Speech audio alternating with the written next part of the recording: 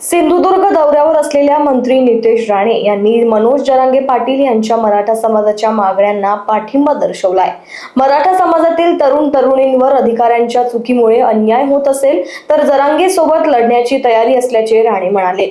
मात्र भाजपच्या प्रमुख नेत्यांबद्दल जरांगे वापरत असलेली भाषा योग्य नसून त्यांनी भाषेबाबत विचार करावा असे आवाहन त्यांनी केले। यावेळी राणे यांनी अंबादास दानवे यांच्या हिंदुत्वाच्या विचारांबाबतही भाष्य केले। तसेच पंतप्रधान नरेंद्र मोदी यांच्या भेटीसाठी खासदार जाण्यात काहीही गैर नसल्याचे त्यांनी स्पष्ट केले। राज ठाकरे यांनी सिंधुदुर्गात पाहणीसाठी यावे असे निमंत्रणही राणेंनी दिले। शेवटी आमच्या मुख्यमंत्र्यांच्या गाडीमध्ये बसण्याची इच्छा सगळ्यांचीच असते, विमानात बसण्याची इच्छा सगळ्यांचीच असते।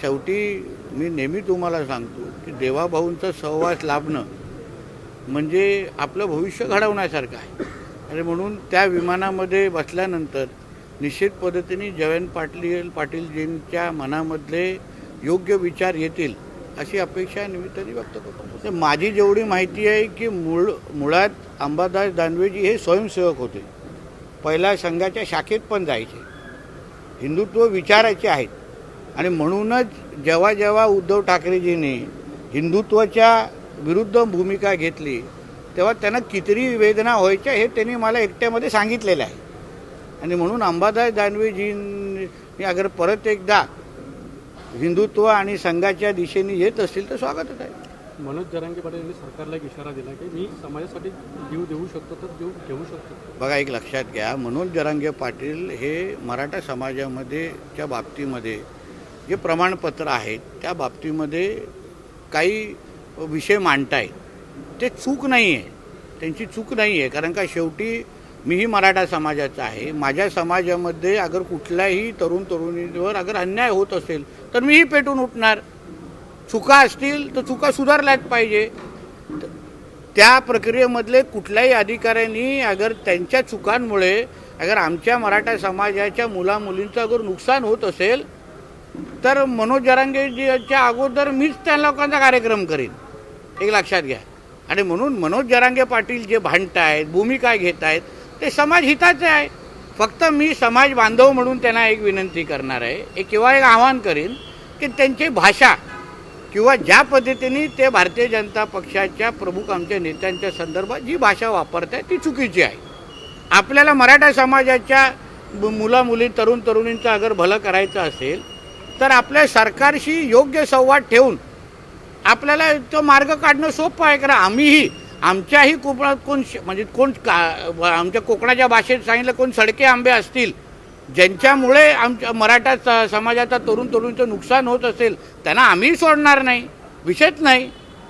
पण त्या निमित्ताने बावनकुळेजींबद्दल विरोधात बोलणं, त्यामुळे अन्य आमच्या प्रमुख नेत्यांबद्दल विरोधात बोलणं, त्याच्यामुळे विषय भरकटतो आहे।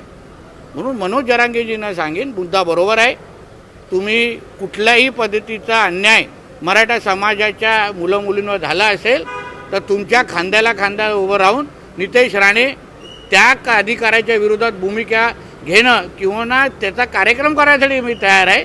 फक्त त्या भाषेच्या संदर्भात जे भाषा ते वापरत आहेत त्याबद्दल त्यांनी विचार करावा। शरद पवारांचे 8 खासदार सुप्रिया सुळे यांच्या नेतृत्वात भेट घेतली नाही, पण शेवटी पंतप्रधानांना भेटणं ह्याच्यामध्ये काही चूक नाही। आदित्य ठाकरे पण विधानसभेच्या काळात विधानसभा सुरू होती तेव्हा कित्येकदा देवेंद्र फडणवीसांना येऊन भेटतात, साहेबांना येऊन भेटतात, कामं घेऊन येतात, निवेदनं। शेवटी देशाचे पंतप्रधान आहेत, खासदार म्हणून अगर त्यांना कुठले प्रश्न सोडवायचे असतील तर आदरणीय पंतप्रधानांकडे जायला लागेल। जसं शिवसेनेचे उभाट्याचे लोक सातत्याने, त्याच्यामध्ये शरद पवार साहेबांचे पण आमदार असतात, सातत्याने देवेंद्र फडणवीस साहेबांना भेटतात, मग त्याबद्दल आश्चर्य वाटण्याची गोष्ट काय। राज ठाकरे आणि मुंबई गोवा महामार्गाचा पाहणी दौरा काढला, हो, मग त्याच्यामध्ये आता ते काय पाहणी दौरा काढण्याच्या निमित्ताने त्यांच्या काही सूचना असतील तर त्यांनी आम्हाला द्याव्या। राजसाहेबांना अगर काही कुठे चुकून खड्डे दिसले असतील तर त्यांनी नक्की आम्हाला मार्गदर्शन करावं। शेवटी आम्ही चुका सुधारण्यासाठी तयार आहोत, हरकत नाही अगर ते पाहणी दौरा करत असतील। प्रत्येकाला सूचना देण्याचा अधिकार, मार्गदर्शन करण्याचा अधिकार नक्की आहे। आमच्या सिंधुदुर्गात पण येण्याचा मी त्यांना आमंत्रण देतो, कारण आमच्या इथे कुठेही त्यांना ना खड्डा भेटणार ना काही तक्रार भेटणार, म्हणून इथे यावं, पाहणी दौरा करण्यामध्ये काही हरकत नाही। Bureau report, Lokvahini media, Sindhudurg.